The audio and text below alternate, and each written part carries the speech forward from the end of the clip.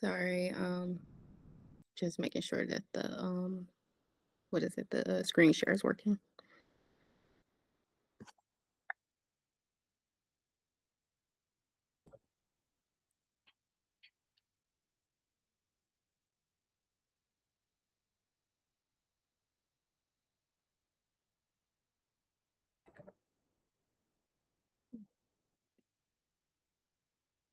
Sorry, that's my computer. For sometimes it gives me such a hard time to do the screen share. I don't understand.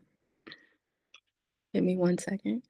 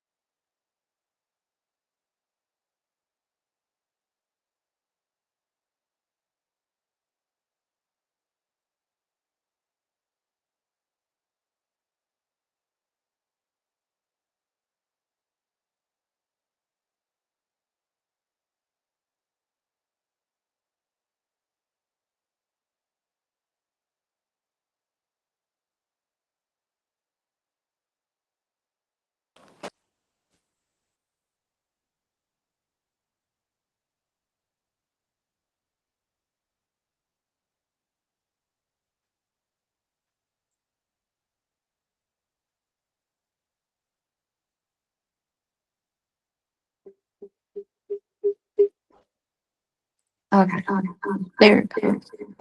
I'm sorry, let me turn this off so you can get see.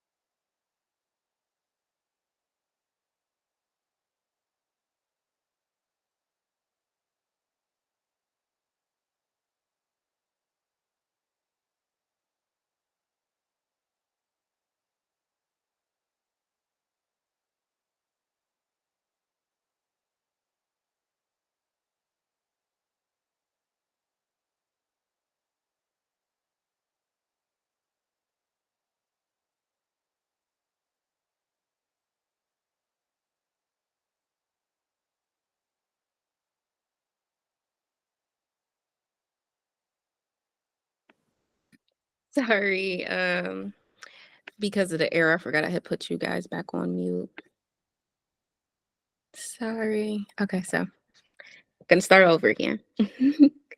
So this week I was telling you guys that it is going to be a this lesson is going to be pretty long because I ended up doing a lot more than what I thought I was going to do. And overall, as far as the trainings, lessons, and just how you guys should use it in your trainings, it's going to be a little bit longer than what I estimated. So it's going to run into the marketing session for next week, which the marketing session, it's important and everything, but this is a lot more important considering the marketing is for tax season, not actual like team building or anything. So the introduction is just me basically saying that what I did now and just letting you guys know everything that's going to be coming along. Then next will be marketing, then the course syllabus, online course, PowerPoint, the EITC test, resource center updates and questions and answers. So I will probably only make it to either the online course or the PowerPoint, or maybe somewhere in the middle of one of those two. And then for as far as the class, because once again, like I said, it ended up being a lot more. So we can just get right into it. So first thing we're going to talk about is marketing, specifically for how to build a team. These key points you will utilize in any type of marketing, but like I said, right now we're going to specifically talk about how to build a team. So originally, I've been doing PTN training, like training PTN users since 2014, I want to say. And I recently decided that I don't have the patience to do it anymore. So I originally in June, July, I had already had my program mapped out because once again, I've been doing it for years. It's not really hard to, revamp what you already have and push it out there. So I had my whole month, like 2 months of marketing planned out for my company before, and I never even launched any of these things pretty much. I did sign up one person, and after I signed up that one person and trained them, I kind of quit. As far as that P10 stuff, just because I realized I'm gearing more towards EROs, and that's what I love more. Like that's what I have passions for. So these are the marketing that I had developed for my team, but once again, it hasn't been released or anything. So this is one of the flyers. So I'm gonna go back real fast. Representation. So of course, with the flyers, you can always get them made through me. You don't have to do them yourself or anything. If you are really good with Canva, that's fine. You can use it yourself. I would just rather you come to me for a flyer than you do like bad Canva, I would say, because Canva can be utilized very good if you, in a way, if you know how to utilize it. But sometimes if you just know the basics, it's not as good because you want good representation. You want your images to look good, and you definitely want professional quality. Because another thing with the Canva is that some images don't come out high resolution as well if you don't have, I think, like a premium package or pay for it or something like that. The files be lower resolution, and you also don't want lower resolution files. So once again, presentation is a lot just as far as what the actual flyer looks like. Because, I mean, of course, this flyer looks just nice looking at it. But, of course, the flyer, when you think of a flyer, you have to think past just what people are going to see. You have to think about, which we're going to keep going back to those key points. We're going to go back to target audience in your message, because this is what representation just means. Okay, it looks nice. Your company is represented in a professional aspect, but your target audience and your message are two things that you have to figure out as well. So, as far as your target audience, I can't tell you who your target audience is because everybody's going to have a different target audience, but I could tell you about what it took for me to learn my target audience and how, to develop a message for your particular target audience. So, I realized, okay, so this as far as you, whoever you are, you have to think of who have you sold to before. So, if you have a team already, think of what type of people have flocked to you already. Or if you haven't started building a team, just think about your clientele. What type of clients have flocked to you? So I noticed within my team, the people that were flocking to me and my clients that were flocking to me are more so, I would say, more intellectual than the average client or average person, I would say. Or I wouldn't say average person. I would just say they're more intellectual because there are different people and different things. Like, even though I did use simple words, which is usually associated with more simple clientele or simple target audience, there are some other ones that are a little bit more lengthy and more wordy. Because that's the thing, like, there's pretty much let's say 3 different types of clients. Well, 2 different types of clients. Well, not 3. Okay, so we're gonna have people who don't even read at all. That's gonna be the third clientele. There's people who don't read. So reading, flyers, none of that is gonna be helpful to those type of people because they only believe in what they can hear, which will only be video or you talking. And that's the only things that's gonna work for those people. Some people just they don't read. And can't be helped. Then there's going to be the people who read, but they read a little bit, which are those short target words, short statements, things that get their interest. You got to be short, clear statements. And then there's people who read everything. And those are the people you got to watch because as far as when you do have things that are very lengthy, because it has to make sense. So those people are going to read every word and make sure that all of it makes sense. So just those type of things to keep in mind when you're building your target audience, because if you're trying to get to the target audience that doesn't read a lot and you're posting things that have tons of things to read, you're missing your target audience. You're not going to get that person. And just some things that I typically can say as far as those target audiences as well is that people who don't read a lot, they talk a lot. So just imagine that, and this is literally pretty much the opposite for people who read. People who read a lot don't talk as much.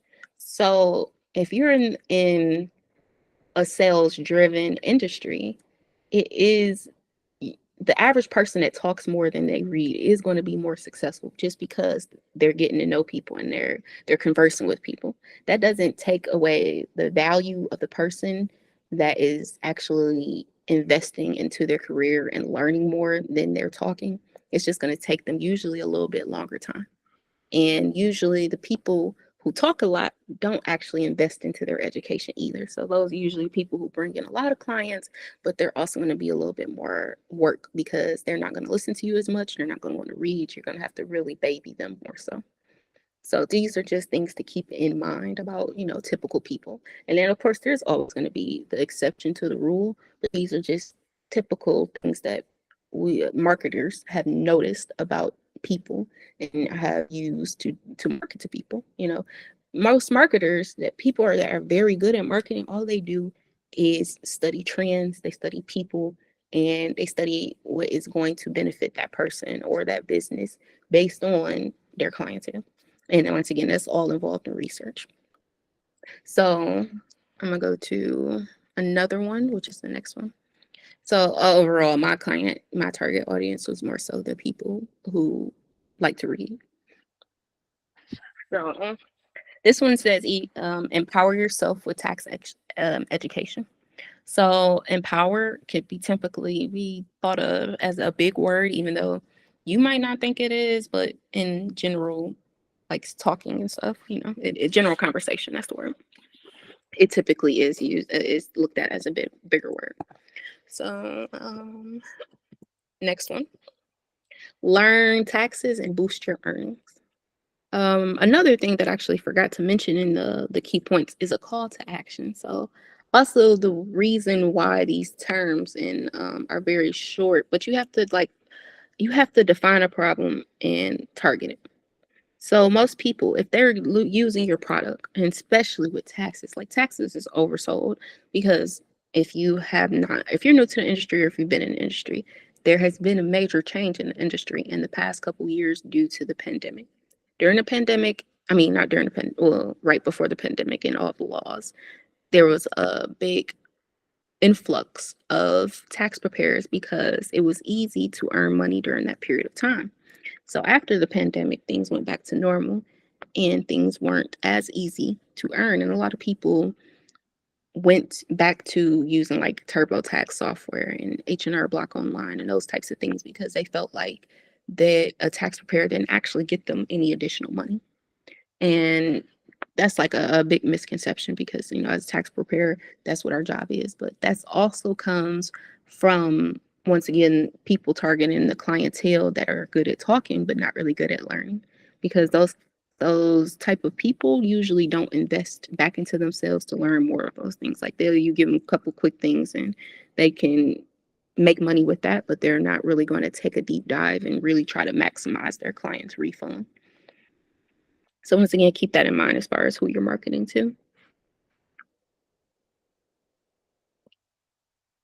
And so, and then the message was also has to, well, the message is kind of like a call to action. I guess that's why I didn't put the call to action, but it is the total message is once again getting them. So become a tax expert, enroll now. So my thing was people go take tax courses all the time and they come out and say they don't know anything. So my target was defined. The problem was for me seeing people that go through a tax course and don't learn things. So my solution to the problem is take my tax course and you're going to learn the things that you need to learn and become more efficient in tax preparation instead of taking the typical course that doesn't go in depth as I typically would. And this is also once again from years and years of me taking P10 classes. And I suggest that you do too as well. If you're doing a P10 course this year, and people stay on with you afterwards, get their viewpoints. I always ask for reviews, people's viewpoints, especially like even years after they've been with the tax company. Like, hey, how did you really think this helped you when you first started? Like, did you really learn? Those things are something that you can put back into your business and reevaluate your program and how you do things. Because I'm giving you some aspects, but there are some aspects that you can personalize and change yourself just to improve your own process of what works for you. And then this one, the whole same thing with the message, empower yourself with tax education. Once again, I was targeting the simple fact of people don't learn as much in normal tax courses. And then this one is more so about the money, which I'd say with the money thing, do not just post, make six figures in 4 months or, um, those types of things just because it's been overdone so much and people don't like that message is so like you can't give the same message as the next person and expect to get better results. And it's just like I've seen so many tax companies use it for years and years and years and they're still using it now. And I get it, it's a marketing tactic and it works for some people, but also you don't want to seem generic in the simple fact that you're using the same tactic as the next person. You want to seem unique in that you give something different because that's literally what people are going to be drawn to your company for. Because that's the thing, like everybody does taxes or everybody knows someone that does taxes. So why do they pick you? You have to give them a reason of why to pick your course specifically. What's going to make your course different? And making it different is not making six figures in 4 months because that's what everybody's saying they can do. So that's where, oh, okay, I see it. Oh, dang, that's a whole bunch of people. Sorry, thanks for letting me know. I definitely do not see the, I definitely don't see it. It used to make a ding. I don't know why it's not dinging right now. But so anybody who's just joined, we're going over how to market and target to, build your team. Right now we're just discussing that if you see the people who are promoting like make six figures in 4 months or 3 months or whatever they say these days, that's not the best targeting method just because anybody can do that. You got to figure out what's genuine about you and your business and then target that. I mean, ultimately, it's the same with taxes anyway. That's what builds you up. Like if you, whatever it is that people are going to come to you, they're going to come to you for a specific reason and you're going to be known for that.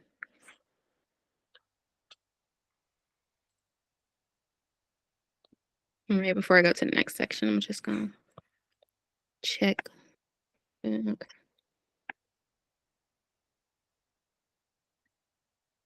Okay, so I'm going to discuss the syllabus. Give me 1 second.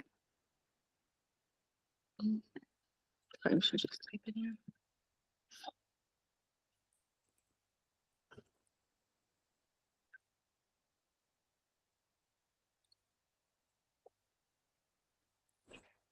All right, I'm gonna stop presenting just for a second so I can pull up the course syllabus. Yeah, that's actually right here. Alright, I'm about to start back sharing.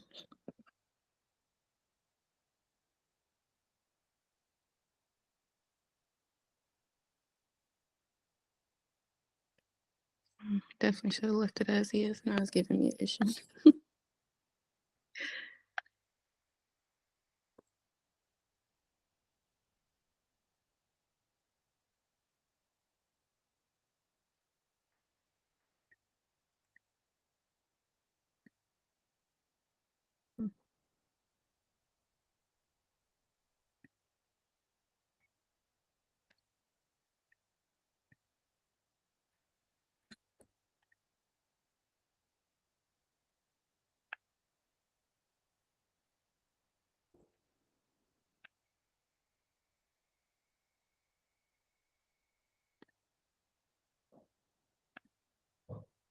Sorry, you guys. Now that I exited out of the screen share, it's actually not letting me represent. Okay, now it just popped back up.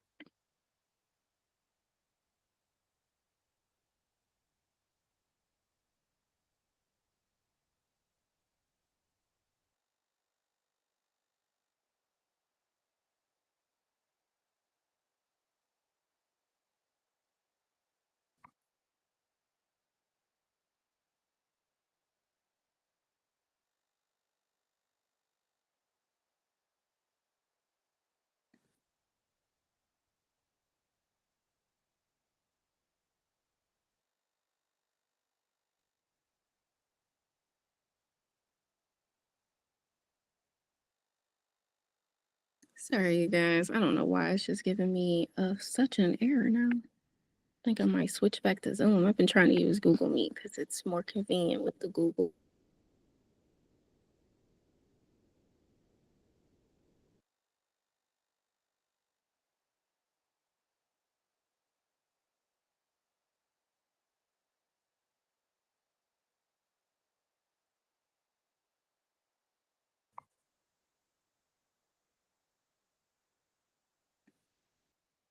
Okay, I don't even know at this point. Um, it's like every time I try to share my screen, it keeps kicking me from the meeting. Um, Hold on, somebody is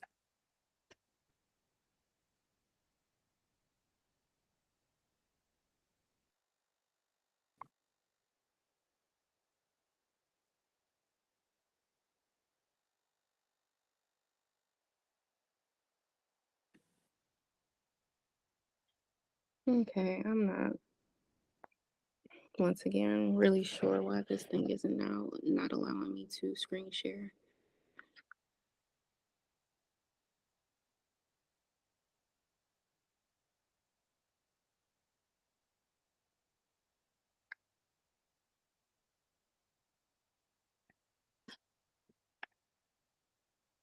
I'm just going to drop the link in the group chat for now and make sure that the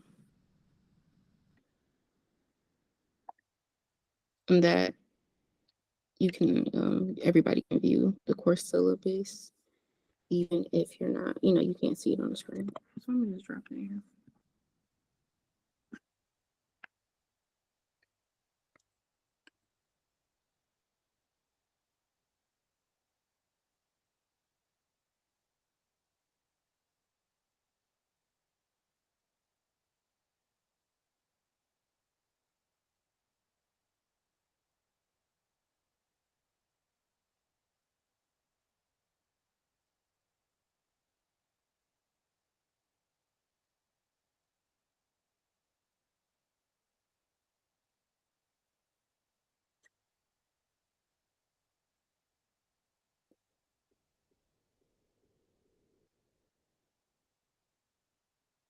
All right. It's working through my phone for some reason, so you can just follow along from that. So, if you just joined, I'm gonna just go back to real fast. We're gonna go over the course syllabus and then the online course. So, I'm gonna send everybody individually, as far as the EROs, a link to this course syllabus. So you'll have this and you'll be able to edit it. It'll be fully editable. I just don't want you guys to have the same one and then edit it. And then, of course, it edits everybody else's version. So I'm going to individually send you an editable version. And this is just the basics. Okay, so it says this course is designed to take what you learn in the prerequisites, which is the online course, which we'll discuss next, and apply them to real life scenarios. We'll give you training on the software, bookkeeping, marketing, and sales to ensure success for this upcoming tax season. In order to be successful in this course, we suggest that you use a computer. Um, Although the software is mobile compatible and Zoom is mobile compatible, it's best to learn with the entire view. Now, I don't know if any of you guys have done training or if you plan on doing in person or Zoom. Just let you know right now. Yes, people can view things from your phone, but do not do it. It makes it, especially like maybe the first two couple Zooms or meetings or anything like that. But after that, it's not going to work, especially when they do scenario training. It's really going to be a headache for people, and you're going to slow down your whole entire class waiting on people to catch up with you, and it's just really not worth it.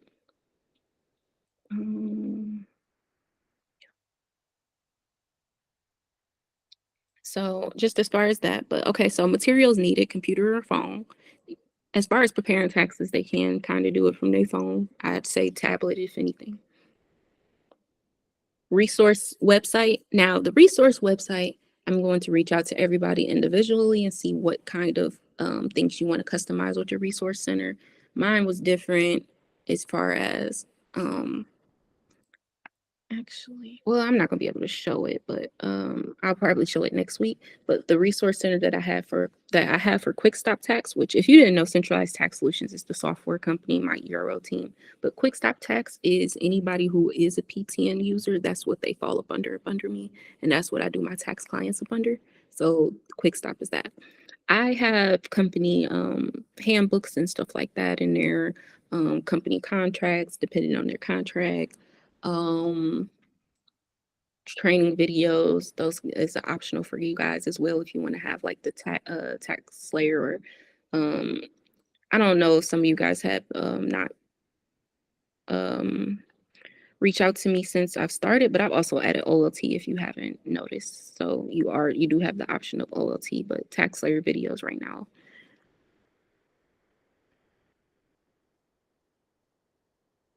And then the professional software is just your tax software, the CRM. We're going to go over eventually. I mean, well, we're going to go over it not today, but next week. Oh, I'm sorry too for the people who are new. I was letting everybody know at the beginning too that this is going to go into next week's class as well because I ended up overdoing my lesson plan. And then the group chat, that's optional. And it's whatever platform you guys want. If you do have the resource center, you have the option to be able to utilize the messenger. So the resource website, if you ever use Slack or Discord, it works just like Slack or Discord. So that means that you can hold on, I just want to make sure that anybody isn't in waiting room or anything again either. But the Slack or Discord is, you can message people or you can post information. So if you want to use the resource center for the group chat as well, you are welcome to, but you don't have to, just because some people might use like Messenger, you might actually use your cell phones, whatever works best. But I do suggest have some type of group chat just so you can keep up with your people. It's hard to reach out to everybody individually. You see yourselves that I even added you guys to my group chat because once again, things get hectic. And that's the one in Messenger. But if you do not want to utilize a group chat, once again, this course syllabus is editable and you can take anything out that you don't want. Class rules, same thing. I'm not going to even go over those, but besides the 5 minutes, excuse me, I do always give people like 5 minutes. That's why it's always kind of quiet in class, just for people to kind of come in. Time people say that's like the same at work. Most people have like a 5 minute buffer before are actually technically late for work. So it's just for those types of things, worst case scenario. Um, I did have homework in mind. That's also something you can take out if you don't want to utilize it. Attendance policy, once again, all these things you can take out, but I do think that you should utilize the attendance policy, because if people fall off and they get too far gone, unless you're in an in-person setting, it's very hard for people to catch up, especially online.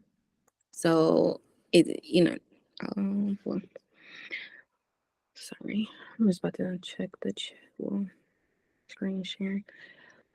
Sorry, I was gonna check the chat for my phone because that's how I usually do it, but I realized I'm using it for screen sharing right now. I don't want to. For some reason, like now that I switched the chat to my computer, I can't see the previous chats that we were all doing earlier. Exit that too. So group chat, that's y'all policy as far as if you want to keep it that. I'm gonna try to I guess I'm just gonna have to scroll to the side. It's it's on my phone, so you're not gonna be able to view it the same way as it would have been on the computer. So my classes were on Thursdays. Once again, you could change the dates, you could revamp it, you could do the classes twice in 1 week if you want to. You can do just whatever you want to. This is just the way I did things, but you can always change it to whatever you organized yourself as far as what you want to plan. So, for example, this one says course starts week 1, which is October 17th. Then it's every week after.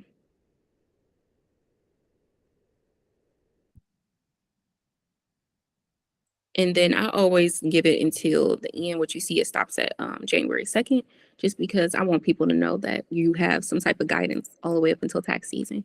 So just from my experience of doing programs, I would get honestly, I really cut down my trainings this year, very much so, because I used to train. I get hired by other companies to train people too. So just all of my experience in other companies as well. So I was working with a company for the past 3-4 years training people, and they used to have amazing numbers. I'm telling you, I could literally show you guys next week. Um, it's just the only reason I can't show you guys right now is because my screen share isn't working. But we've had 600 people, literally 600 people countrywide signed up for courses. And it was more so local than anything. I'd say like 80% local, 20% outside of, I'm from Michigan, by the way. So 80% from Michigan, 20% outside of Michigan. But once again, 600 people signed up. And I helped them build the course, but I only trained my team as far as my location. They also wanted to incorporate other teachers, just because they already had a company. So they utilized other teachers. Other teachers their courses didn't go as well. And it's because of these things I'm about to tell you right now. So at the time, I did my syllabus myself. They did their syllabus themselves. I was just helping out training the locations that was near me. They stopped their class, I don't know, probably about the same time. But the people, once they stopped the class, a lot of people were like, hey, I learned taxes. I got my information. I know how to do taxes. What do I do now? So people want constant guidance because this is new to them. Like it's like a job. You got hired at a job and you tell them you got hired, and then they're just like, well, you start in 2 weeks, or actually you start in a month. Let's make it even further, because that's how it is with the taxes. It's like a month waiting to figure out what you got to do. You start in a month, but you don't have nothing to do. There's no background test. There's no drug test. There's nothing in there just telling you waiting just to be waiting.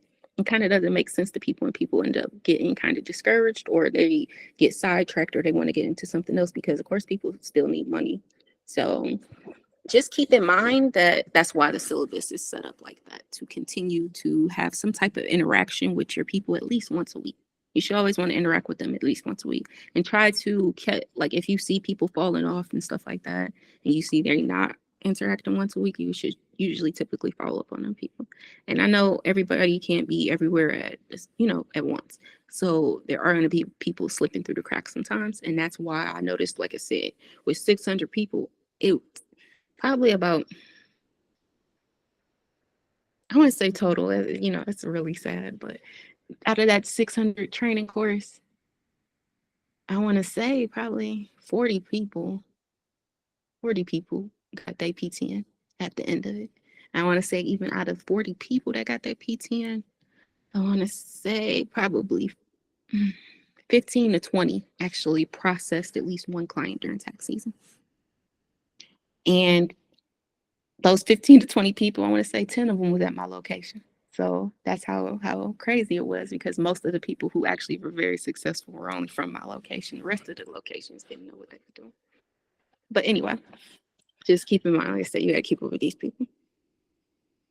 So we're going to actually go as far as the dates go to the other section.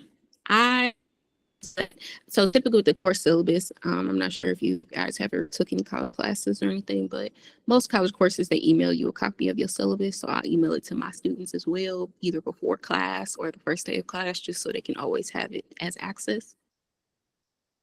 So I also, of course, go over the syllabus with them so they can know their expectations.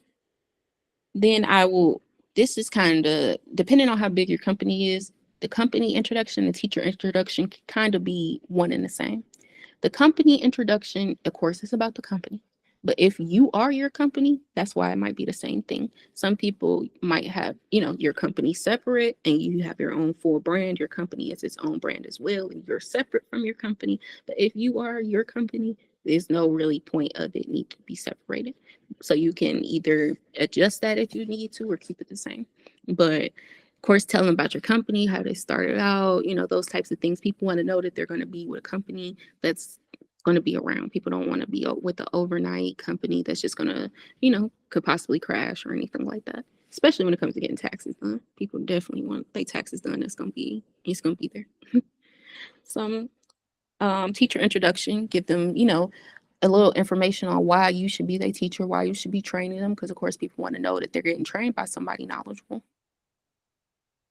Resource website introduction. Once again, if you do not want to utilize a resource website, you can take this out, and I will email everybody after class to kind of, some people I still have to catch up with because there's still been people joining the program, but we have to go over, if you want a resource website, if you want the training course, if you want all these things, pretty much that I'm going to go over.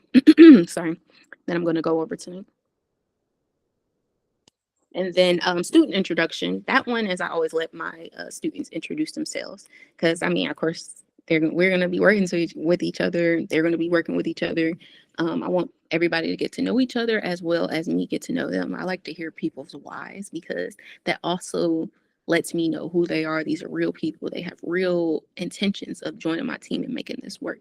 So especially, like I said, for the P10 people, because P10 people can be so flimsy in a way, like they can be here today and not be there tomorrow. So you just got to make sure that you stick with your people and you guide them, because if you don't, they're going to be saying, oh, they're going to blame the whole industry. Like, oh, this person tried to teach me taxes. It didn't work out.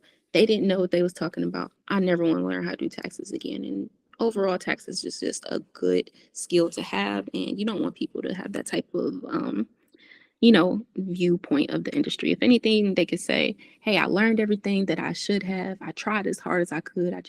If anything, they might have, problems with getting clientele or anything like that. But that's a marketing problem. That's not a you didn't do your job problem. So we're going to go over these presentations later after the online course, but I just want to see the presentations. Okay, so just to kind of, before we go over the online course and presentations, the online course is a 2-part online course. Once again, you'll see in a minute, but the presentations are a recap of what they learned in the course, because a lot of people, we take these online courses. Of course, we look at them, we hear them, we go through them, we might even pass them, and you know what I'm saying?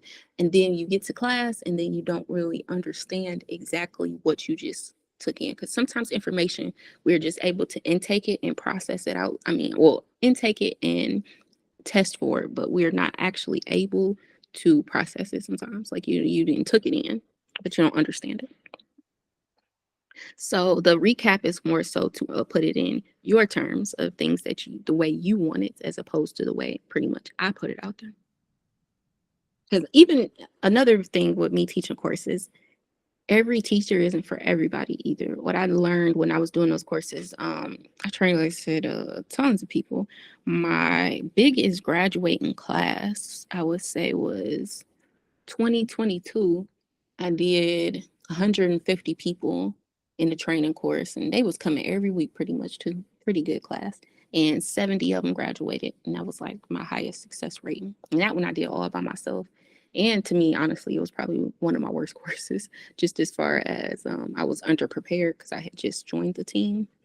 But that's actually kind of what this, like that presentations and all that stuff, that was actually my best. And that was from that course. That's why I reincorporated it.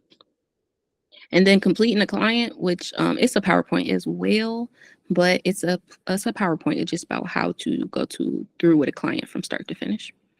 And then because of course which we're going to talk about it too, that'll probably be next week, is the due diligence. I mean, I have the course in the resource center, but we're going to talk about it as far as how it goes into, doing a client, because it's going to come up in that completing a client PowerPoint. So we'll go over that again. Software overview, of course, it's just going over the software. I always just let people know about the home screens and the buttons and all those type of things. You could also utilize the video in the resource center as far as the toolbars and those types of things.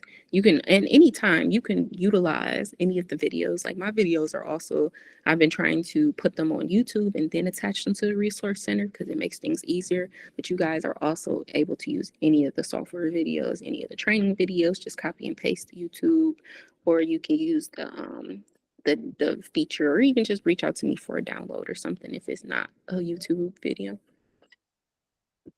But once again, anything I create, you guys are able to utilize as well. And the scenarios, we will talk about that next week as well. But once again, scenarios, they're online, but the scenarios that first, what is that? Week of November, that first week, I always do it for them first and they will follow along. And then by the next week, I would have, okay, so for example, it says scenarios 1 through 5. So these scenarios are actually numbered. So they would actually sit for 2 hours, watch me complete 5 tax returns that are different scenarios. I will be talking about things that they should be looking out for during the tax return, as if the client was actually there. And then for their homework, they would actually take those same 5 scenarios that I have discussed with them, and then I showed them the refund amount. Excuse me. But I showed them the refund amount, and then they would go and do it as homework and make sure that they got those same refund amounts. And this would be like their first kind of introduction into their doing it themselves. And usually like that next week class, there have been people, I've had classes where people come and they don't have issues and everybody got the same refund amount, and those are usually the smaller classes. But the bigger classes, usually people, there's a couple people that might have not got the same refund amount, and then I usually open up the class with of course, homework, and then finding out and helping people figure out where those issues were to where they didn't get the same refund. And then after we talk about those issues, then we would go back into scenario training, but they would be doing it themselves. So instead of just following along on the screen, they're going to actually be entering the information themselves. And I'm just going to be instructing them and that's by, oh, I just noticed it was, it's week 5. I just not noticed the date was messed up. But at week 5, they would be doing those scenarios with you. And I'm sorry, by themselves, and you would just kind of be instructing them, but you don't need to, it's kind of your preference, but the way I would do it was just like, okay, enter this, enter the social security number and let them enter it, and then just kind of do it like 5 minutes after. But once again, we'll go over that. Thanksgiving break, of course. Then they'll do some more scenarios, and then they will do, the final exam. That's kind of your preference as far as if you want to incorporate your own final exam. The online course kind of has a quick exam, but it's not extensive. But that's why I also brought up the EITC test, because that's the official test from the IRS. That's really the only test you need to utilize. So as I said, if you want to come up with a separate final exam, that's more so your preference. But the EITC test will cover it. And also with the EITC test, they need to have their PTN before the test. So I guess that's kind of like a tricky part for some people, especially when it comes to the training, because some people are like, oh, well, what if I don't pass the test? Should I get my PTN? What if I don't want to be attacked, if I want to take it, some people might not want to actually become a preparer until they feel like they've aced the test, but you actually need your PTN before the test, just so you guys know.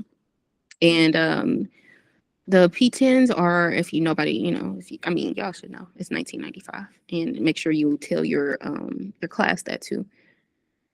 Some people pay for it themselves. Like when I was with that training company, the company paid for the price of the PTN. I don't suggest that, just because that's an employee. And if they are an employee and you are paying them hourly, go right ahead. But if they are a contractor and this is contract work, I would not even do that, because that's not, by definition, that's not a contractor.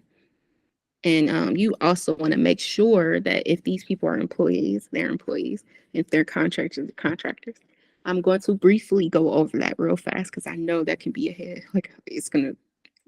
head turner type thing. So, okay, if the person is an employee, that means they come in. They don't even have to be hourly. It just means that they come in when you want them to. You set their hours. You tell them pretty much what task needs to be completed. And us, for example, okay, you don't even have to say, like, okay, you got to come in from 9 to 6, for example. Okay. Then you say, okay, as your duties today are answering the phones, filling out these things, and then whenever you get done, you can leave early if you want to, or something like that. And then they get paid the same amount, no matter how many hours they get. That's still an employee.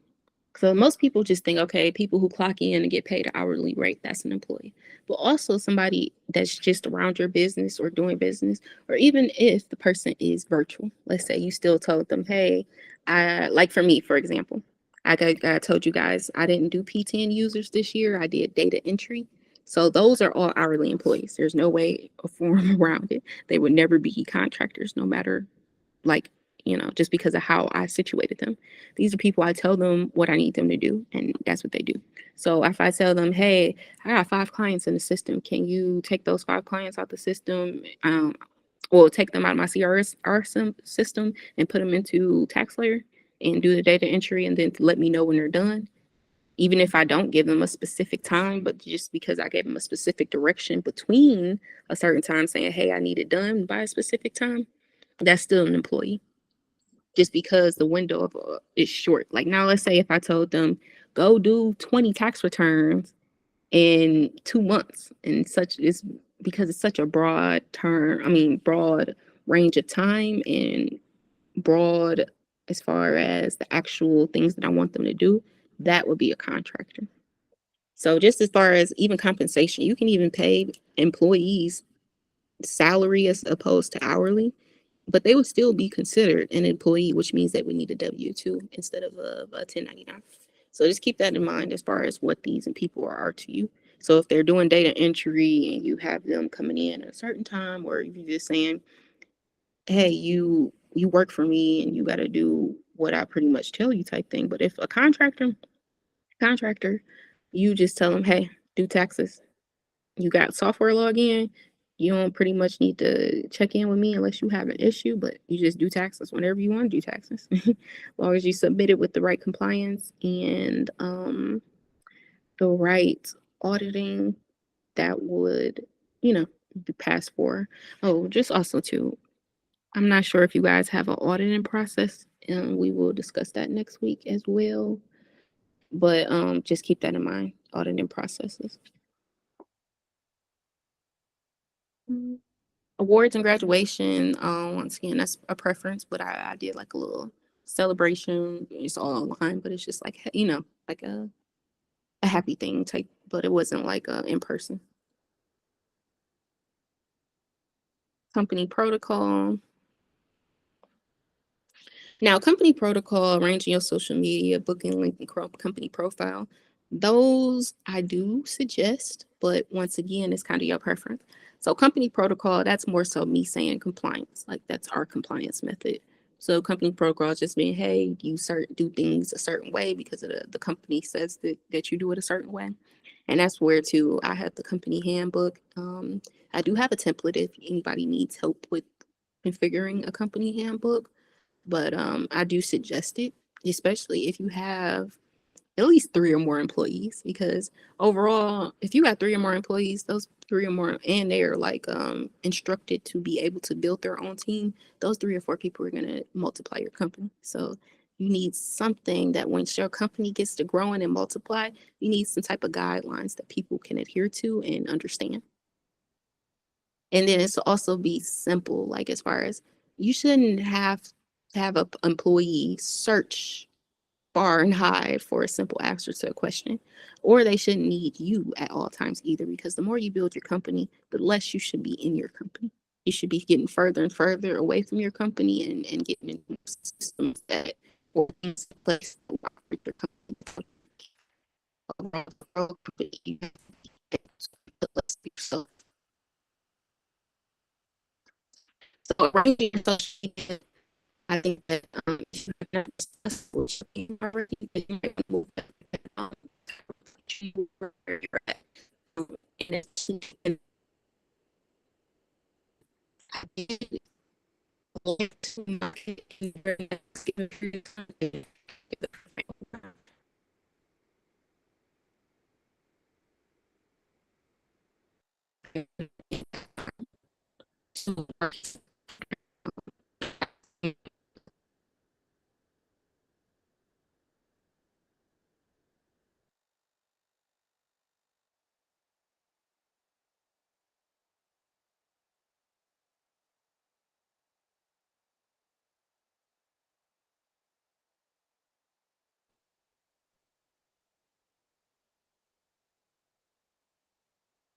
I just disconnected. So I'm on, if the signal's bad, I had to get to my hotspot for a second. I don't, sometimes my Wi-Fi will drop sometimes. Apologize for the inconvenience. But let me get back to the screen sharing.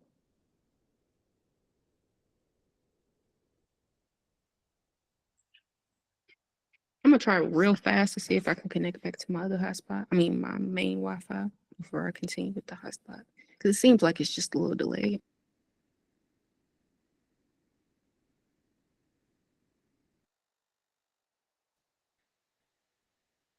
All right, I think my Wi-Fi is back good because now it's connected.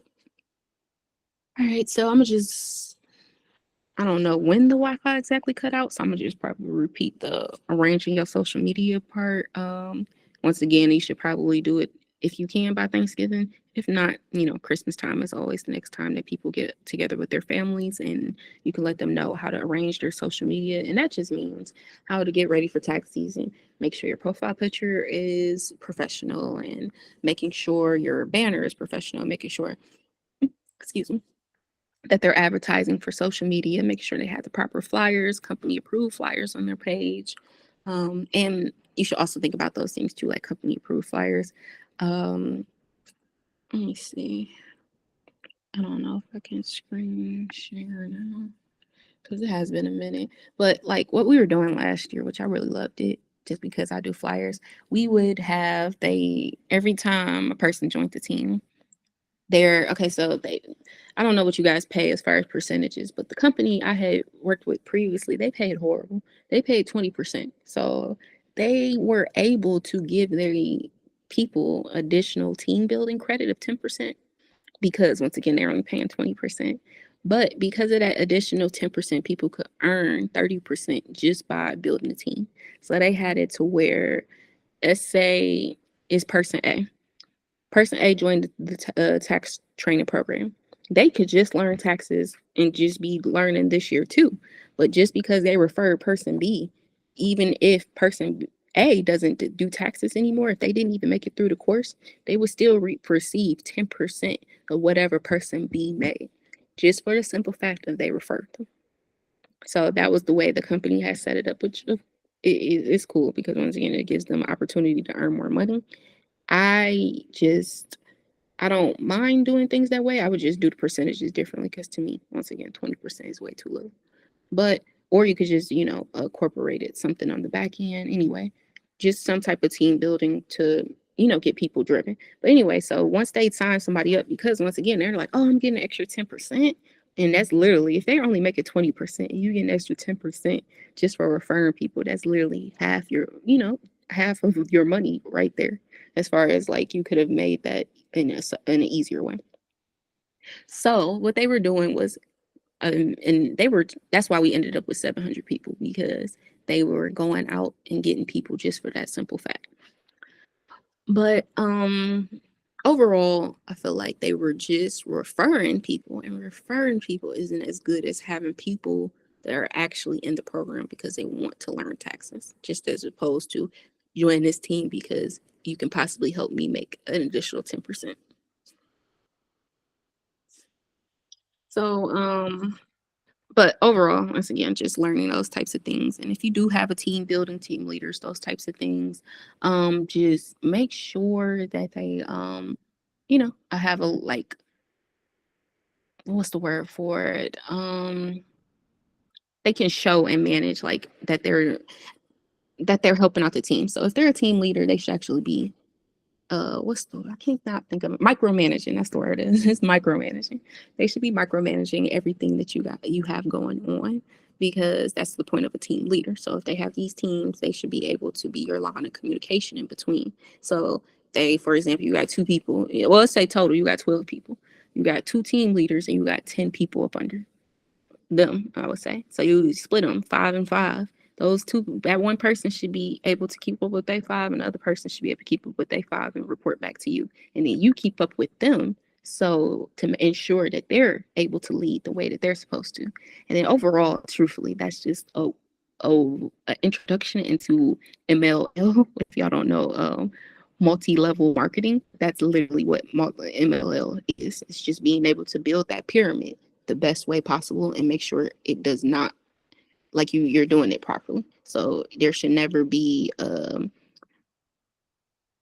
what's the word? That's another word I'm thinking of. They should never be able to go over their rank type thing. So the 10 tax pros, even though they're going to know you, be they should not skip their team leader and go to you for certain issues. They should still have their primary relationship with their team leader. So that's the way you do good MLL, is to make sure that the team leader and the actual tax pro are working together well. Because if you end up still having to go and do the things that the team leader should be doing, then that's not what the team leader is there for. That didn't execute properly, and you need to have somebody else fill that position. Whole point is to take the stress off you so you can do more things that are personalized to the business and, get it off the ground more. And then in just overall general sense, that's how companies.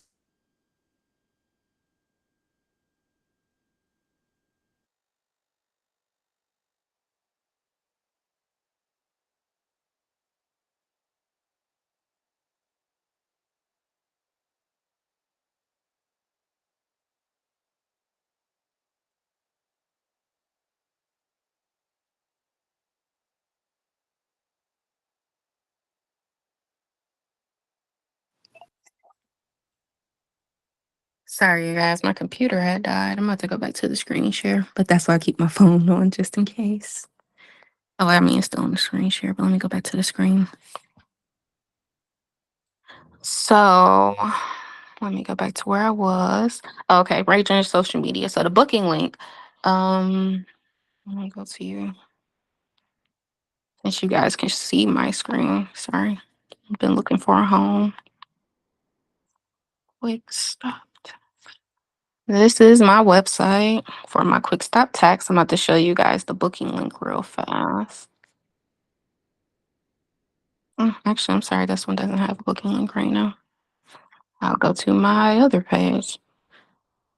Just so you guys know while we're on here, if you ever need to book an online one-on-one with me, this is how you do it. And I'm gonna send out actually been meant to send it out to you guys. I just forgot. This is how you book an appointment with me. Everybody who's in the mentorship program, you are entitled to 2 one-on-one trainings. And this is once again how your booking would work. But let's say you have multiple tax pros. This is your site. Just how I have these different options: one-on-one training, client consultation, ERC consultation.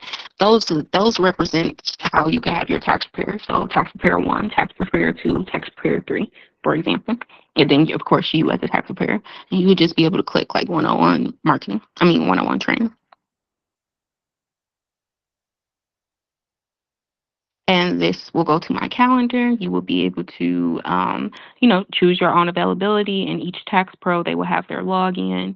Now, it's up to you if you want to just have it, like, especially if you have an in person location and you want, set strict hours and, those types of things. You can also do round robin booking, which basically means if this is a random person and they don't have an appointment with anybody and they just want to come to your location and get any tax pro, it will automatically see who your tax pros is for your company and be able to I just want to make sure, dang, everything died. All right, let me charge up my phone too. But it also just means that it will actually pick that. Okay, let's say you have 5 pros. It will pick the first pro and then go to the second pro and then the third pro and fourth pro and fifth pro and then go back around to the first pro and keep on doing those just like that. So that's up to you once again if you have just a steady clientele of walk-ins or if they are just only coming for those tax pros and you can just do the tax pro individual booking.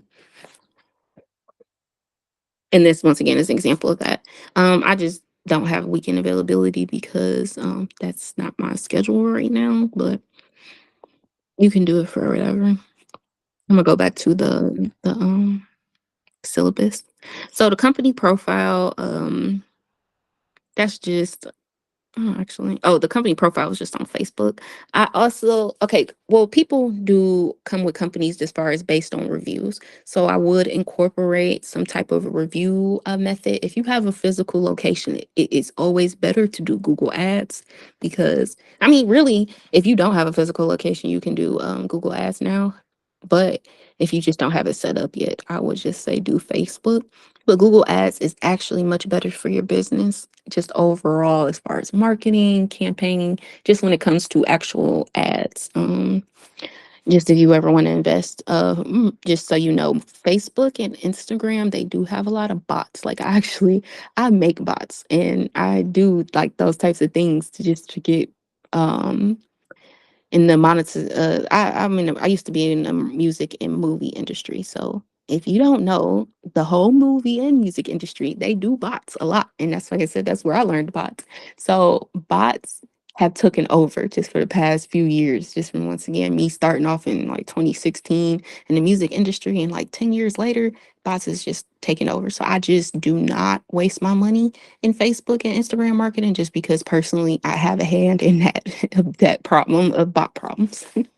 So I would suggest Google Ads. Actually, Facebook and Instagram, they even make their own bots just to click on your ads and charge you money and say that it was other people. So once again, I've been through those things and I know some of these people that make them systems, and to me, it's just not worth it.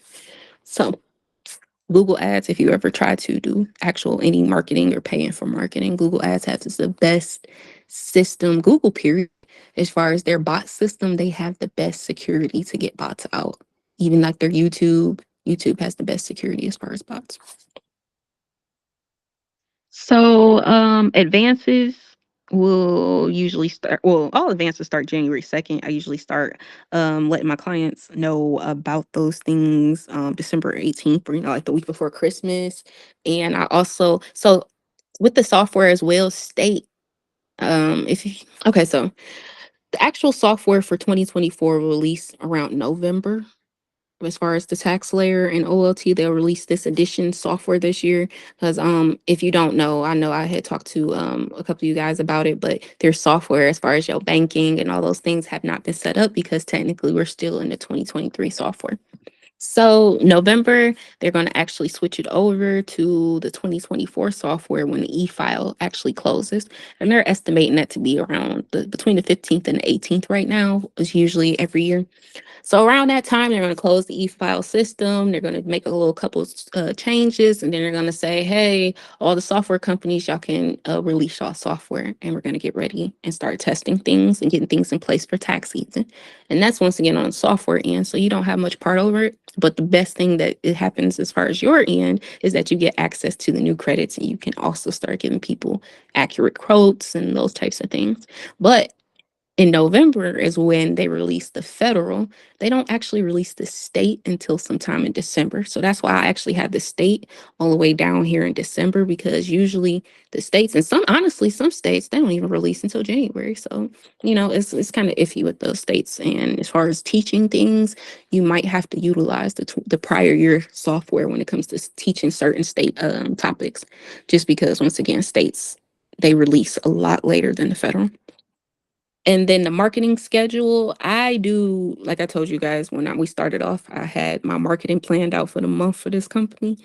I usually do, and I do you guys too. I give you guys a marketing plan. I give you guys a schedule, just as far as the company pages. Now, once you do with your team and all those types of things, that's up to you. I don't cover that aspect, but if they, I'm sorry, I didn't even mention earlier how, last year, what we did was we had a flyer, and they would take their flyer and they would put their picture on it. And that's how those people ended up getting 600. That's what they did. They was, putting a picture on each flyer and saying, "Hey, join my team," and "I just joined today," and it was literally coming in left and right. It was honestly crazy. But once again, it did work. You can't, as a company, you can't grow faster than what you can handle. Because with that company, they were so into getting people through the door, but they couldn't actually handle the people or train the people. So everything just went bad. They were only probably able. Like I said, we did 100 pretty easy. So 100 was good. 600 was not good. It was way too much. So once again, don't market more than you can handle. And if you do, just say, because I mean, of course, you can't turn people down to an extent too. You don't want to say, "I don't want to do business with you." You might be able to just push and say, "Hey, I can't get you into this program, or I can't do things with you right now, but just hold on to the waiting list, or hold on for a minute while I set up my team leader that can help you out," or something like that. You just got to learn how to spin things, but not lose out on business. But you can't never over promise people things that you're not capable of either. Um, and then, okay, so just real fast, um, everybody who wants to offer holiday loans, well, if you're in my software, because I know some of you guys are just mentors, I don't have anything to do with your software. But if you are under my software and you're going to process under me, reach out to me and let me know right now after this meeting, or me text message, email, whatever, messenger. I just need to get these things in line, because I am going to start working on those things this week, as far as that the holiday loans. But right now, advances. Um,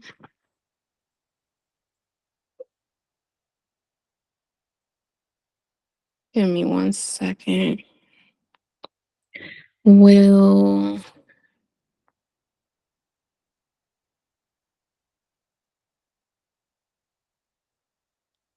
I'm gonna turn my screen share off for a second, just to make sure the meeting, I can't see the chat and all those things right now.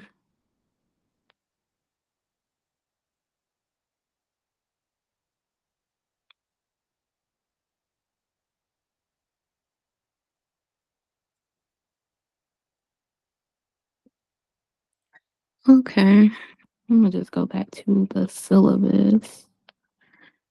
I'm gonna have to wait like 5 minutes. I'm sorry, you guys. I have the MacBook, so I don't know if you know. I mean, if y'all have iPhone, y'all know that it takes a minute for things to turn on with Apple. So I have to charge it for like 5 minutes for it to come back on, because I will need it for the online course. I mean, online course, it will not show the same way on the mobile platform. No, it's just not possible.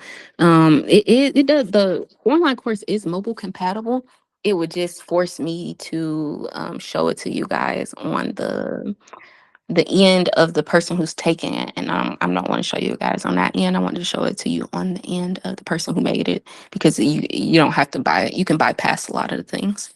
So just for while this thing's charged, I'm going to discuss. Yes, we can discuss. I'm gonna just go to the actually, I'm gonna undo the screen share, I believe. Oh, I'm actually not doing screen share. Okay, I'm gonna just go ahead and start on the the PowerPoint slides until and just probably rearrange the online course. Let me just open it up.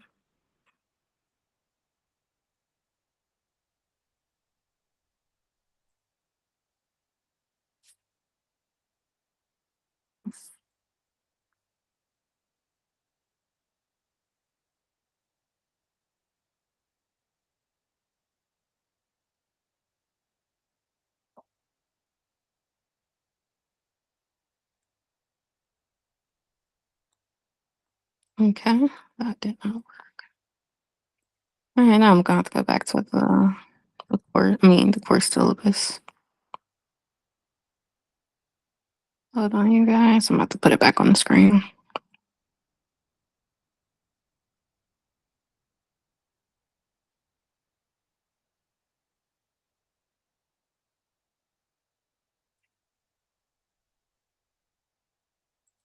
Okay, so just other things to keep in mind when doing the course.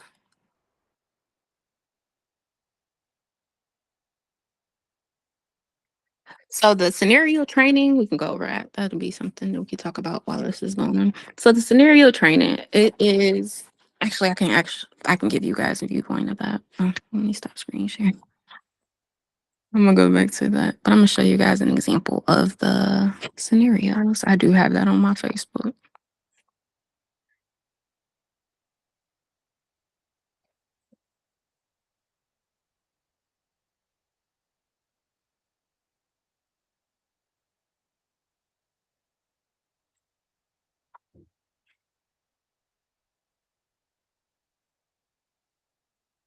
And I'm sorry, you guys. I actually do this a lot. This is a very bad problem of mine. I literally sit and work all day, every day, and I never forget to charge my devices. My devices die all day. If y'all don't know, if y'all ever been on Facebook and they say like people who literally sit at home and they stuff die, like we have problems just because the charger is right there. I don't understand sometimes. Oh, but that's all it was. I'm just looking for this post.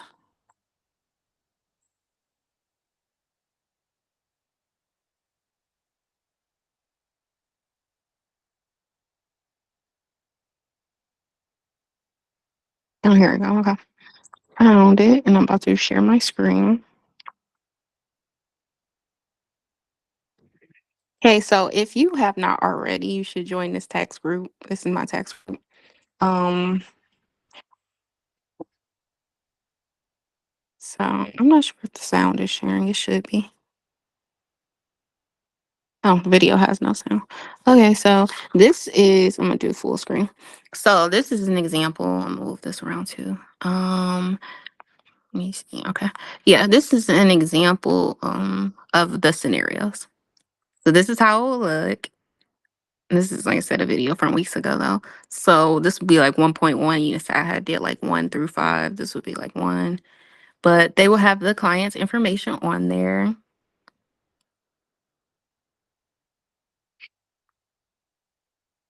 And then you would give fake ID, fake social security cards. And these are, and that's the dependent social security card, dependent birth certificate. That in this situation, they only had a W-2, but of course, 1099s, business income, any type of income that they would have would be, in there. But I'm gonna actually pause this real fast. Go back to that information. So this, I hate that it dims it, but so once again, they will have the W-2, and this is also an example of a daycare statement for a 2441. If they were, different scenarios, maximizing their credits as far as actually making sure they get the best refund back.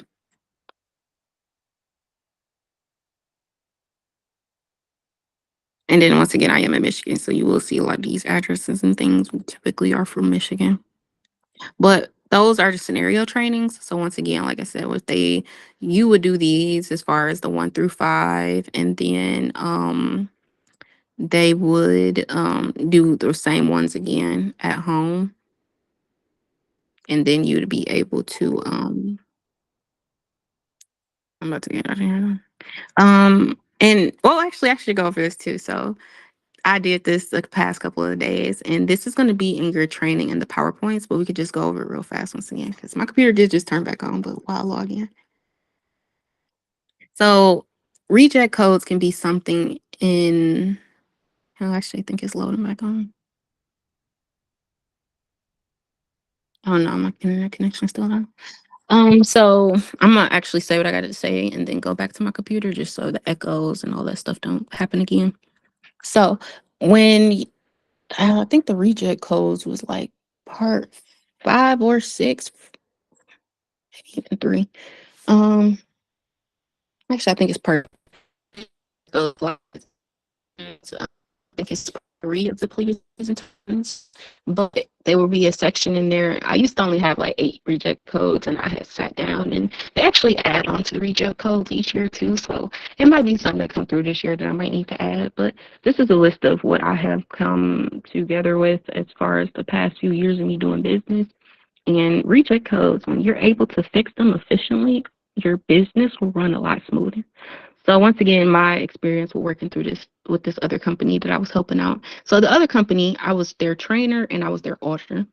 So with auditing, that's where you have that compliance. An auditor is in charge of, and if you don't already have an auditor and you're thinking about team building and you think it's going to be you, I suggest that you really evaluate yourself and think, can I really do this? Especially if you have a large clientele base yourself.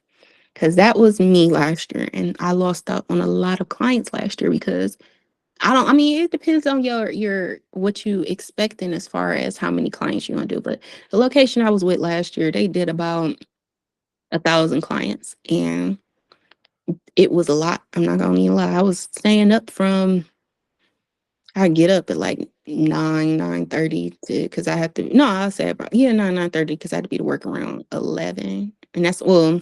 Nah, actually, I get up around 8 because I forgot I had to take my son to school. Anyway, get up 8, get ready for work around 9:30. Get to work at 11. If I'd leave work at like 8, 9, I would get home, still work, and still be audited until probably midnight, 1 o'clock in the morning. And so after that, I was just looking at my computer. Sorry, it showed me that the meeting had ended, and I'm like, I'm still in the meeting. But yeah, so it was a lot. Once again, I was up till 12, 1 o'clock in the morning, getting back up at like 7 to 8 o'clock in the morning, 7 days a week just from auditing. And once again, I didn't have the data entry people I have now to prepare me. I did the year before, but it was the wrong year, obviously. But I didn't have the staff that I needed, and I ended up falling behind on my clients here really badly. I literally last year I lost half my clients, and overall, like it didn't matter much money wise because I still made the same money. But me internally, it hurt my pride just for the simple fact of I really love to service my clients. Like I really care about my clients, and me being I actually saw some of them go because I'm a software provider, so I could sometimes depending on who they went to, I could see their software if they went to somebody that, I follow with and or somebody else. Sometimes they went to other people in the company, the one that I was auditing. And the company I was auditing, they charged double the price that I did. So I already knew just if you went to the company I was auditing, you're automatically getting charged double the price just for coming in through the door. And, you know, for me, knowing that they would have came to me and got half as much, I mean, got charged half as much and would have had more in their pocket. That's just, how I think of my clients. And yeah, it's not even like like they went behind my back or anything. They actually went to the company or went to people that they knew because they knew it was associated with me, which I love that because people trust my opinion that much. But it's just once again, I would rather have did them right. So either way it go, these reject codes will help you out because when I was doing the returns, I swear I would be with my team. We had, I'm gonna say about 27, 30 pros just in my location. And a lot of the time was spent of just trying to get them to recorrect their codes. Even just explaining to them the errors as far as putting it in layman's terms as opposed to how what's the word for it? Technical the IRS may make it seem. So let me see. I mean, we're not gonna go over all these. I just want you guys to see them. And you can see too, some of these things have more than one code. It could pretty much say it in a slightly different way, but it's still the same fix and it's still the same problem.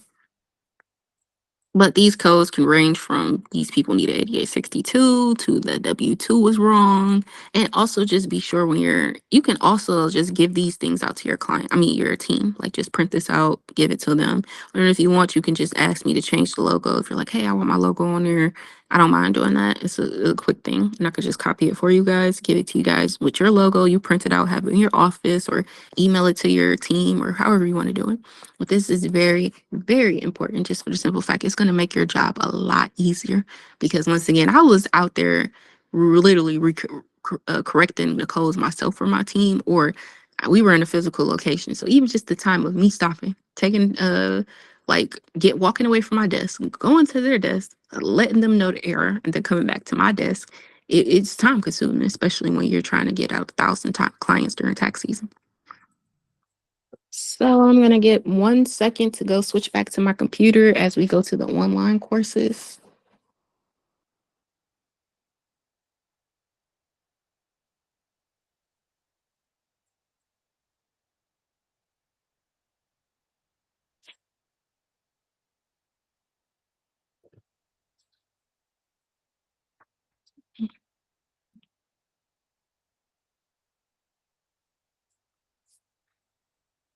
Okay, let me put this.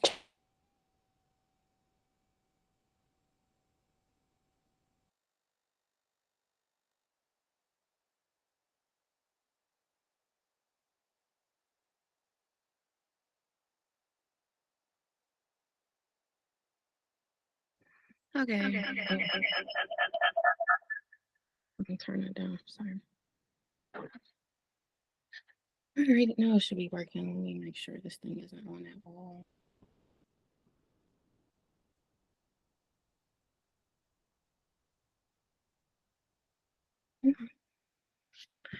So I'm gonna make sure. Of course, my computer is going low again.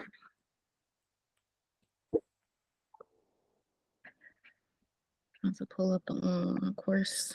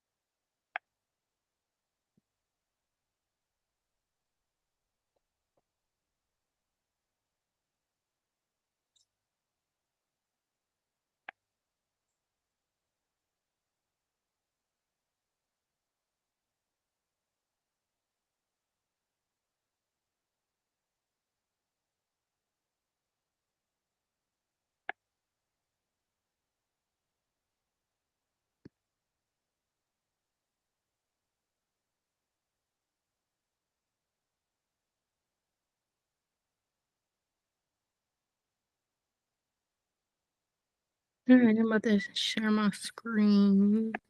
Hopefully it works.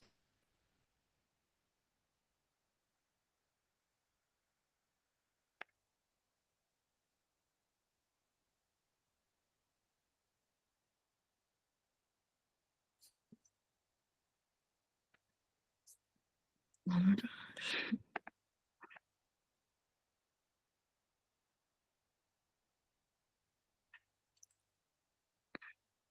I'm gonna try it one more time, and I mean, honestly, if this keep on going like this, I'm probably going to switch back to Zoom. It's never been giving me as many trouble.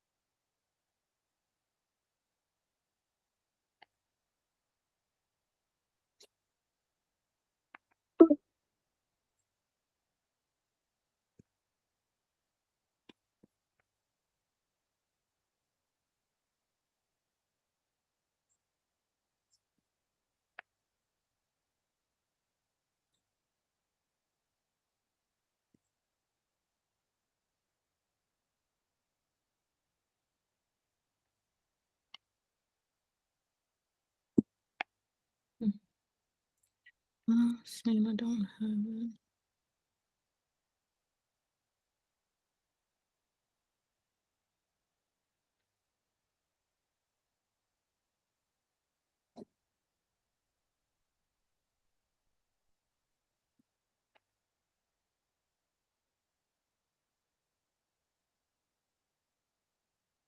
I think it's sharing now. Okay, so I'm gonna just go ahead and preview.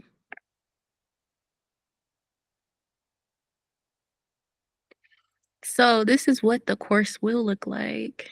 This is one I have done for a different company. So the main so this is what I mean as far as a two-part course. This is based on her PowerPoint. She did her own PowerPoint because this is a course that was just a course. Like she paid me to just do a course. It wasn't a mentorship or she's not software up under me or anything. She just liked how I did the courses and I knew her personally. So we just did her a course in the resource center. She also has the resource center too, which I'm gonna go over that right now too. Just as far as what the I'm gonna show you guys the one that I have for quick stop. Well, actually, I'm gonna just do that real fast too. Probably a good start.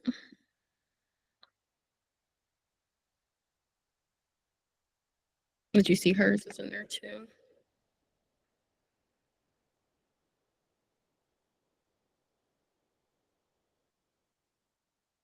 Actually, I'm gonna just leave it with the resource center for tonight, and then we can start on the online courses next week. Just for the simple fact of the timing, because remember I told you guys we probably was either going to get to online courses or we are going to get to the PowerPoints, and because of the hiccups, we didn't even really get to the online courses like we should have. But I think I kind of figured out what the problem was with the screen share, so hopefully that problem would be fixed. But this is the resource center for Quick Stop, which once again, this is for people who, and you see, this is once again why I haven't used it since the end, because once again, I have all my marketing, all these things, and I was like, okay, I'm definitely not going to do this anymore. But here is the company handbook, for example. Let me just do this pop-up window. So if you want help with the, company handbook, just let me know. I'm gonna try to zoom out. The actual size. Yeah, that works. So company handbook. I'm not gonna read anything. I'm just gonna show you guys what's in there. Welcome message, mission statement, core values. This is typically what any major, like especially Fortune 500 companies, any company has a company handbook. Even if you don't really see it, it's always just there because the company needs something like a guidelines, bylines, all those types of things that they have to have some type of reference for, just in case something happens. So just in case somebody violated a policy, you got to have a policy if they say they violated it, those types of things. So, even me, like I'm a virtual business, but I still have workplace conduct and those types of things just because of official businesses have those things. So I got mission statement, core values. Then for employment policies, I got equal employment opportunity, anti-harassment and non-discrimination policy, employment status and classifications. Workplace conduct is professional behavior, confidentiality, dress code, attendance, and punctuality. Confidentiality is a big one. I think you guys should put in there if you have not already done so. Confidentiality is a lot of the things like how your company does business, just as far as, oh, if you, for example, this company handbook, if you didn't want certain things in this company handbook to be available for other people, just that any knowledge, just for anybody to have knowledge about, you should probably put that in confidentiality agreement. I'm pretty sure everybody's had a job before too, and it's just certain things they don't want you to discuss outside the job. Compensation and benefits, pay periods and payroll. You should always have a specific pay schedule. I did talk about this last week, but some of you guys weren't here. Definitely don't suggest against, I suggest against paying people just at a whim or whenever that the IRS pays. Do it on the schedule. Commission compensation plan. Those, I mean, that's the pay periods and payrolls for people who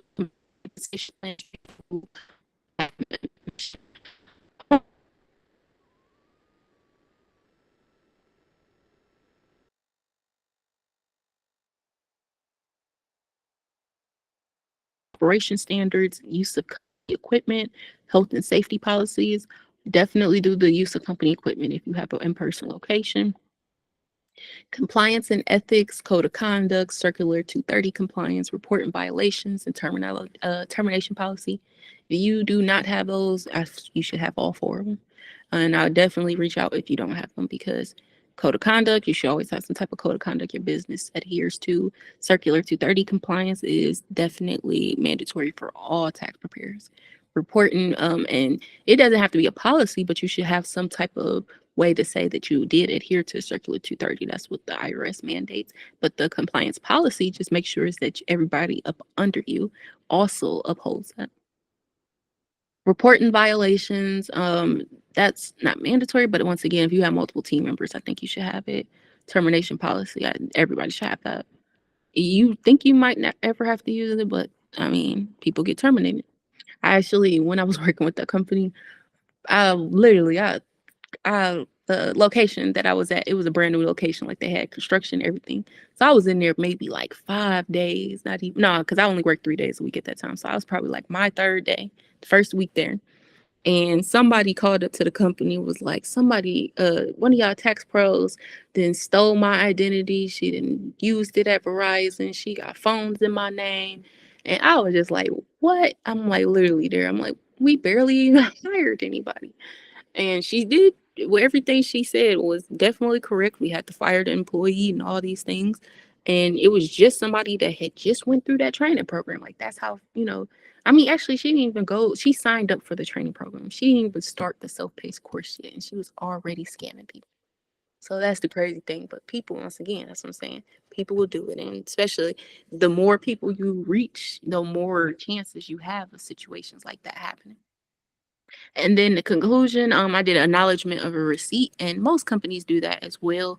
A lot of people, of course, they get a company handbook and they just toss it to the side. So at least you have some type of, I will show you guys real fast. It's just a signature thing, but you have some type of record saying, hey, you signed this, you said you understand this, and you said you was going to adhere to this.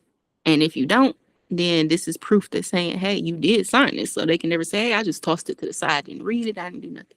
You said you did. But I'm gonna go through that real fast.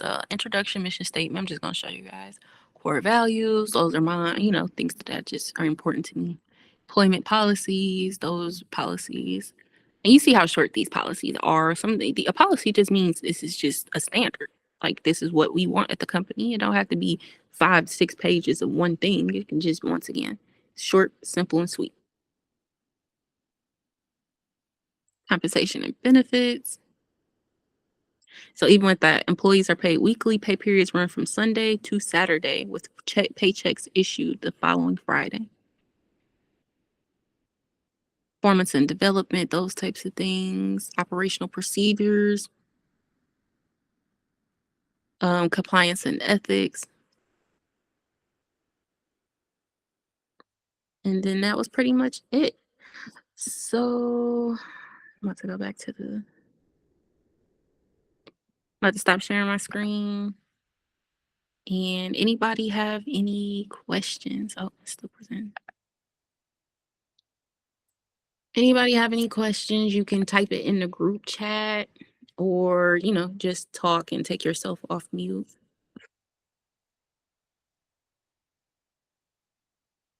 But this will be like the last 15 minutes of class. And if there are no questions, I'm definitely not going to do the online courses just yet until next week, just because it's not enough time. Like, 10 minutes isn't really enough time to go over it.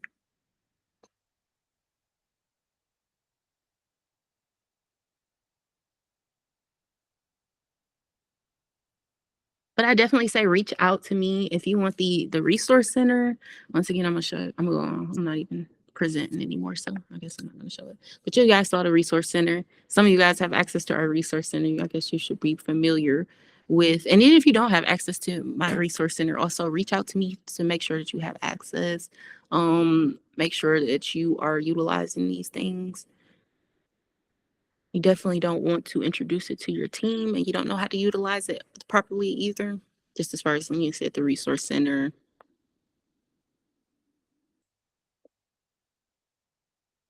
But I definitely need to know if you guys need a resource center.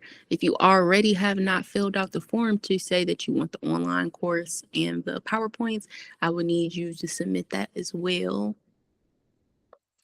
I'm gonna put it in the group chat. Compliance.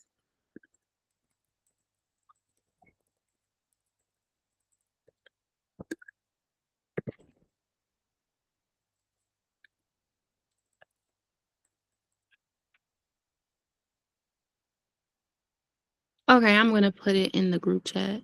But yeah, I'll just put this other website, compliance, centralized tax solutions.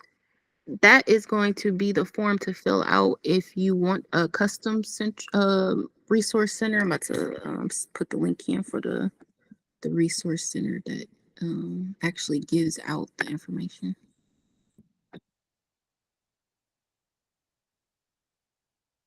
Let's go back.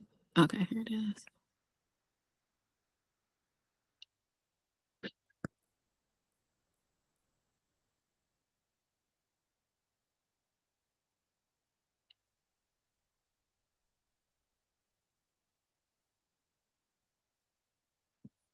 Sorry, I gotta give make sure I give you guys the right link because I remember I had put the wrong link in before.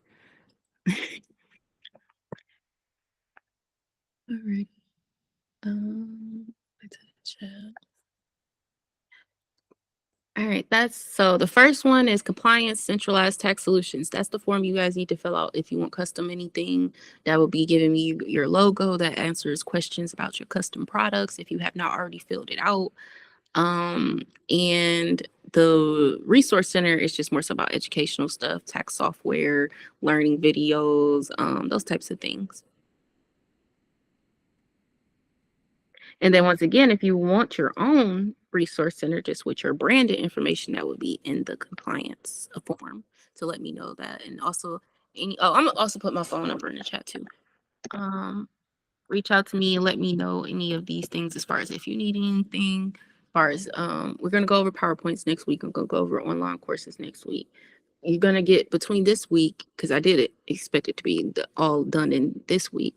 So you're gonna get invites to all these things that I made for your company as well. So like these PowerPoints, the PowerPoint I was gonna show you, I'm gonna show you guys next week. You all have a copy of it with your own branded logo and those types of things. So you're gonna get the invite to the Google Drive with all of just your branded information.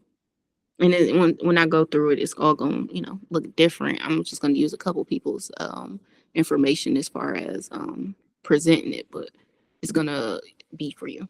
And then once that's my phone number, 815-8000. If you need to contact me, ask me any questions about anything, any Zooms, any how to get to anything. I try to make things accessible and easy on Facebook, but I know even me sometimes I'm not always present on Facebook.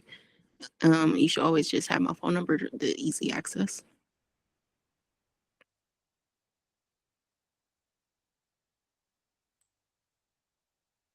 Um, I do free trainings on Thursday. I think. Let me look what my schedule is for this week as far as my Thursday training.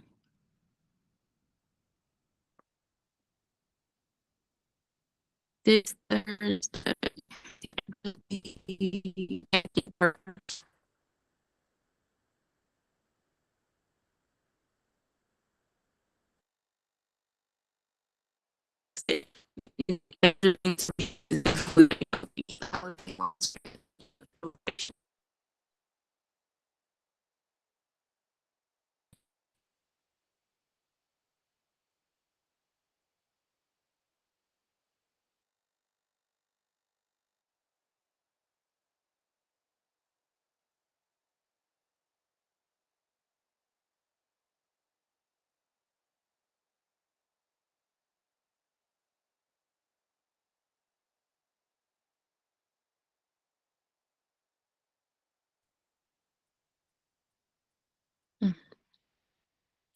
Don't know why my Wi-Fi was so bad tonight. But yeah, it just cut out for us.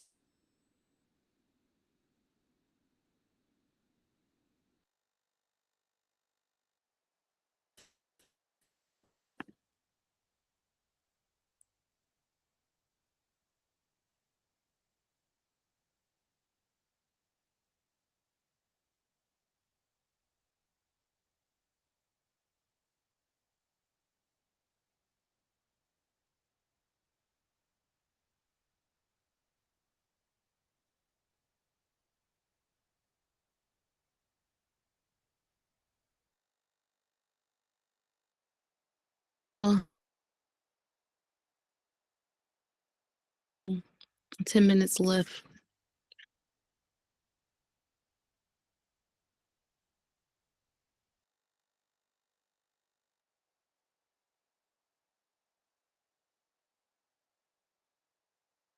It's the same thing.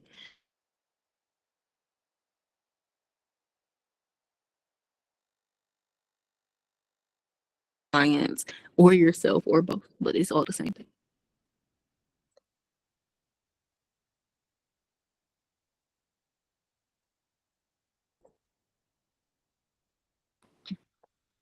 Here, I'm just about to. Oh, here, I'm just about to. I just logged off my computer. For some reason, my Wi-Fi is acting up. So I was just saying that. Let me turn my volume up though. I was just saying that we're still kind of breaking up the same.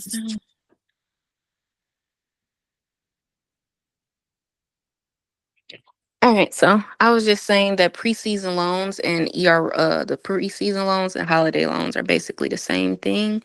So if you need the preseason loan, reach out to me. If you need the holiday loan, reach out to me. And of course, if you're under me as far as software, because I can only get you guys the loan if you're under my software and you process under me tax season. But if you need the ERO preseason loan or the holiday loan, I'm going to start working on those things soon. So I just need to know ahead of time how much to get in, to get ready. Or just as far as I mean, a lot of you guys are new EROs or people, some of you have need help with getting the preseason stuff. So I just need to know, like, and keep in mind what amounts would work for you guys, just as far as, what we can, ask the banks for. And basically what is the minimum amount that work for you, or what do you need for you and what you might need for your team, and stuff like that. So let me go to the chat. But yeah, I think it's raining outside too. I think that's why my signal is so bad. My Wi-Fi never been this bad. But if you have nothing else tonight, then we will continue with the online. Next week will be the online courses, the PowerPoints, and the EITC test, which the EITC test is really just showing you guys the website. And you remember I already did let you guys know that when they are doing that test, they already have to have their PT. And that should be the last thing that they do. I mean, well, one of the last things they do. And then more questions and answers if you guys have any questions about that, those few things.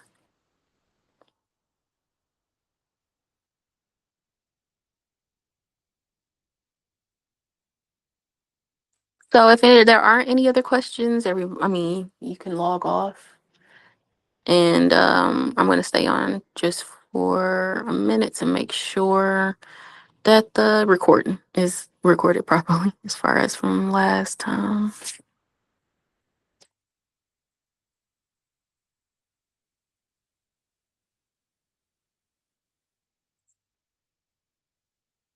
Resource Center. That's all at the beginning of the class. Oh, I forgot because the sound wasn't on. So at the beginning of the class, I mentioned last time that the Sunday meeting last week did not get recorded because the file was corrupt when I wanted to go download it.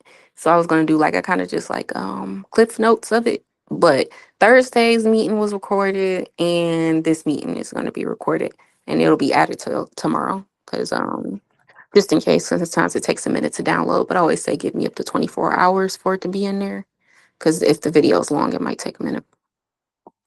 Oh, and then oh yeah, I did tell you guys too that I'm trying to all these things. I'm gonna like double load it to YouTube, so it's gonna be loaded to YouTube first, and then tied into the resource center, so it's easier for you guys to access, and you also can access it for your team.